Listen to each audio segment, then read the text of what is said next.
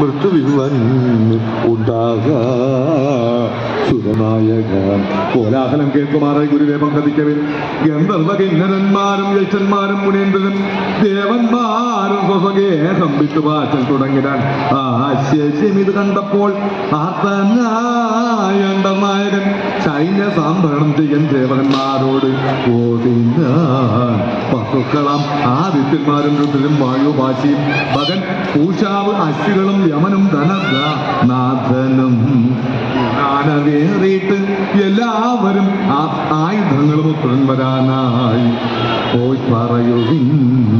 വന്നുപോയി ശത്രു സാമ്പ്രതം എന്ന് കൽപ്പിച്ചു ദേവേന്ദ്രൻ. ആനമേലേറി വിദ്യുതം ഇറങ്ങി ഏഹത്തിൽ നിന്നും ആചാര്യൻ തന്റെ മുന്നിലായി അപ്പോഴേക്കും സ്വസവാഹനസ്ഥരായി സുരരുകയും ശസ്ത്രപാണികളായി പോരിനൊരുങ്ങിത്താനിറങ്ങിന മരങ്ങൾ തിങ്കുമാരണ്യം മാനസോത്തര പർവ്വതം ദേവാവാസം വന്നറിഞ്ഞാൽ ഭർത്തവൻ ദൈത്യരുത്രൻ ദേവസൈന്യത്തോടൊത്ത് ഇന്ദ്രൻ താനും ആ പർവ്വതോപരി വാചസ്പതി മുൻനിർത്തിച്ചെന്ന് പോയി തുടങ്ങിനാൻ അമ്പും വാളും വേല് ഉലയ്ക്കാം മഴുവും ഗതാപാശവും പ്രയോഗിച്ച് ഉഗ്രമായി ചെയ്തു സങ്കരം